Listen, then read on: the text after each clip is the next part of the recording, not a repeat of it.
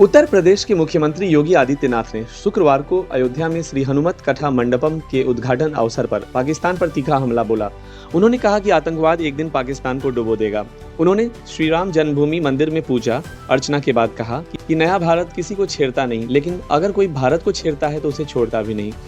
मुख्यमंत्री ने पाकिस्तान पर आतंकियों को पनाह देने का आरोप लगाते हुए कहा कि भारतीय सेना ने कभी भी पाकिस्तान पर बिना कारण हमला नहीं किया, लेकिन जब निर्दोष भारतीय नागरिकों को धर्म पूछकर मारेंगे तो फिर जवाबी कार्रवाई तो होगी ही। उन्होंने कहा कि यह भारत की गलती नहीं है, बल्कि उन लोगों की गलती है जो भारत में रहते हुए पाकिस्तान का समर्थन करते हैं और आतंकवाद को पालते हैं। योगी आदित्यनाथ ने पाकिस्तान को चेतावनी देते हुए कहा, पाकिस्तान के दिन अब पूरे हो चुके हैं। 75 साल काफी हो चुके हैं। अब वह अपने कर्मों की सजा भुगत रहा है। इस दौरान उन्होंने अयोध्या में हनुमानगढ़ी मंदिर में दर्शन और पूजा भी की। सुप्रीम कोर्ट ने कोटा में छात्रों की आत्महत्या पर राजस्थान सरकार को फटकार लगाई। विदेश मंत्री एस जयशंकर ने बर्लिन में जर्मनी के चांसलर फ्रेडरिक मर्ज से मुलाकात की और प्रधानमंत्री नरेंद्र मोदी की शुभकामनाएं उन्हें पहुंचाई।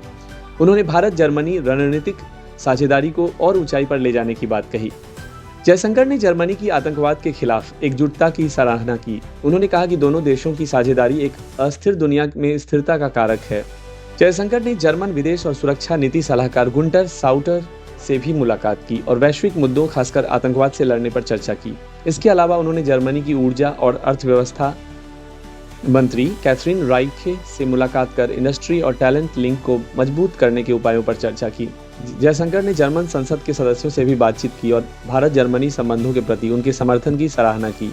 उन्होंने भारत की आतंकवाद के प्रति जीरो टॉलरेंस नीति को दोहराया।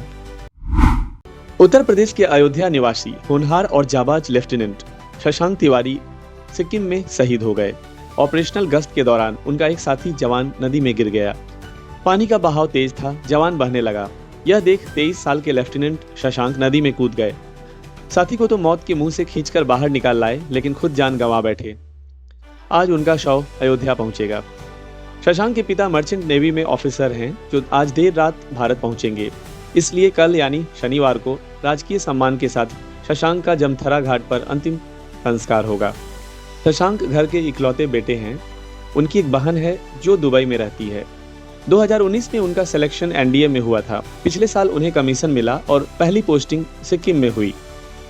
शशांक अयोध्या के थाना कैंट क्षेत्र में मझवा गद्दोपुर के रहने वाले थे। उनके पिता जंग बहादुर तिवारी मर्चेंट नेवी में हैं और वर्तमान में अमेरिका में तैनात हैं। मां नीता तिवारी की तबीयत अक्सर खराब रहती है। वह कौशलपुरी कॉलोनी स्थित आवास में परिवार के साथ रहती हैं। बीजेपी विधायक कंवरलाल मीणा की विधानसभा सदस्यता रद्द हो गई है। 20 साल पुराने मामले में उन्हें सजा मिली थी। कंवरलाल मीणा ने इस मामले में सुप्रीम कोर्ट का रुख किया था, लेकिन उन्हें राहत नहीं मिली। कोर्ट ने उन्हें आत्मसमर्पण करने का आदेश दिया। इसके बाद विधानसभा अध्यक्ष ने उनकी सदस्यता समाप्त करने का फैसला लिया। केंद्र सरकार इलेक्ट्रिक वाहनों को बढ़ावा देने के लिए बड़ा कदम उठाने जा रही है। देश में चार्जिंग इंफ्रास्ट्रक्चर की कमी को देखते हुए केंद्र सरकार ने एक बड़ा फैसला लिया है। चार्जिंग इंफ्रास्ट्रक्चर को मजबूती देने के लिए देश के अलग अलग शहरों और इलाकों में 72,000 चार्जिंग स्टेशन लगाने की योजना बनाई जा रही है। यह परियोजना प्रधानमंत्री ई ड्राइव स्कीम के तहत 2,000 करोड़ की लागत से क्रियान्वित की जाएगी। सरकार के मुताबिक यह पहल भारत को टिकाऊ परिवहन प्रणाली की दिशा में वैश्विक मॉडल बनाने के उद्देश्य से शुरू की गई है। केंद्रीय भारी उद्योग मंत्री HD कुमारस्वामी की अध्यक्षता में पेट्रोलियम और प्रकाश और प्राकृतिक गैस मंत्रालय, सड़क परिवहन और राजमार्ग मंत्रालय और भारी उद्योग मंत्रालय के वरिष्ठ अधिकारियों के साथ एक अहम समन्वय बैठक हुई। बैठक का उद्देश्य चार्जिंग स्टेशन स्थापना प्रक्रिया को तेज करना था।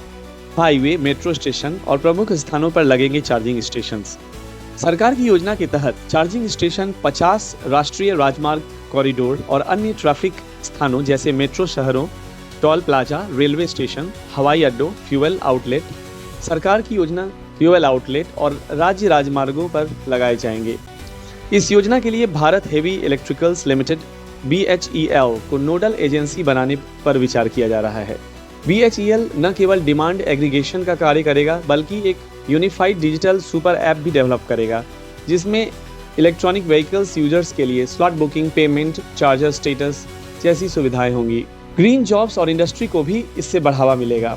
कुमारस्वामी ने कहा, स्वच्छ ऊर्जा ट्रांजिशन को अलग अलग प्रयासों से नहीं बल्कि समन्वित रूप से सफल बनाया जा सकता है। यह योजना न केवल इलेक्ट्रिक मोबिलिटी को बढ़ावा देगी बल्कि देश में नई इंडस्ट्री और ग्रीन जॉब्स को भी तैयार करेगी। इस योजना का उद्देश्य जीवाश्म ईंधनों पर निर्भरता घटाना, ट्रांसपोर्ट में होने वाले प्रदूषण को कम करना, घरेलू इलेक्ट्रॉनिक व्हीकल मैन्युफैक्चरिंग को प्रोत्साहित करना और राष्ट्रीय स्तर पर ईवी रेडी इंफ्रास्ट्रक्चर तैयार करना है। बेंगलोर मेट्रो में चुपके से महिलाओं का वीडियो बनाने वाला शख्स गिरफ्तार हो चुका है। सलमान खान के घर गैलेक्सी अपार्टमेंट में जबरन घुसने के आरोप में गिरफ्तार ईशा नाम की महिला को मुंबई की एक अदालत ने जुडिशियल कस्टडी में भेजा। राजकुमार राव और Wamiqa Gabbi starrer romantic comedy film भूल चूक माफ आज 23 मई 2025 को सिनेमाघरों में रिलीज हो चुकी है। यह राजकुमार राव की इस साल की पहली थिएटर में रिलीज होने वाली फिल्म है और सोशल मीडिया प्लेटफॉर्म एक्स पर इसे दर्शकों से काफी सकारात्मक प्रतिक्रियाएं मिल रही हैं। लोगों ने फिल्म की कहानी को दिल छू लेने वाली बताया है और राजकुमार व वामिका की केमिस्ट्री की खूब तारीफ की है। फिल्म की रिलीज से जुड़ी जटिलताएं। यह फिल्म पहले 9 मई 2025 को थिएटर में रिलीज होने वाली थी, लेकिन देश भर में सुरक्षा कारणों के चलते इसकी रिलीज डेट 16 मई 2025 को कर दी गई थी और इसे Amazon प्राइम वीडियो पर स्ट्रीम करने की योजना थी। हालांकि प्रमुख मल्टीप्लेक्स चेन PVR आइनॉक्स के साथ कानूनी विवाद के चलते बॉम्बे हाई कोर्ट ने फिल्म की डिजिटल रिलीज पर 8 हफ्ते तक रोक लगा दी थी। इसके चलते फिल्म को अब 23 मई 2025 को थिएटर में रिलीज किया गया है और यह Amazon प्राइम वीडियो पर 6 जून 2025 से स्ट्रीम होगी। फिल्म की कहानी कुछ इस प्रकार है। यह फिल्म वाराणसी में सेट है, जहां रंजन राजकुमार राव नाम का एक रोमांटिक युवक सरकारी नौकरी पाने के बाद अपनी प्रेमिका वामिका गब्बी से शादी करने की तैयारी करता है। वामिका गब्बी का नाम इस मूवी में तितली मिश्रा है, लेकिन जैसे ही शादी की रस्में शुरू होती हैं, रंजन एक अजीब टाइम लूप में फंस जाता है, जिससे वह पास्ट में चला जाता है और हर बार वह हल्दी की रस्म होती है और हर दिन वह फिर से दोहराता है, लेकिन तितली को इसका कोई एहसास नहीं होता। फिल्म का म्यूजिक तनिष्क बागची ने दिया है और गीतकार है इरशाद कामिल। रोहित शर्मा के टेस्ट क्रिकेट से संन्यास लेने के बाद युवा बल्लेबाज शुभमन गिल को भारत की टेस्ट टीम का अगला कप्तान बनाए जाने की संभावना है। रोहित शर्मा ने 7 मई को टेस्ट क्रिकेट से संन्यास की घोषणा की थी। उन्होंने 67 टेस्ट मैचों में 4,301 रन बनाए, जिसमें 12 शतक और 18 अर्धशतक शामिल हैं। उनका सर्वोच्च स्कोर 212 रन था। अब गिल कप्तानी की दौड़ में सबसे आगे हैं। वहीं विकेट कीपर बल्लेबाज ऋषभ पंत को उप कप्तान बनाए जाने की संभावना है। तेज गेंदबाज जसप्रीत बुमराह भी एक विकल्प थे, लेकिन उनकी चोट की समस्याओं के कारण उनकी उम्मीदें कम हो गई हैं। KL राहुल का भी नाम चर्चा में था, लेकिन उनकी उम्र 33 वर्ष लंबी अवधि के नेतृत्व के लिए चुनौती मानी जा रही है।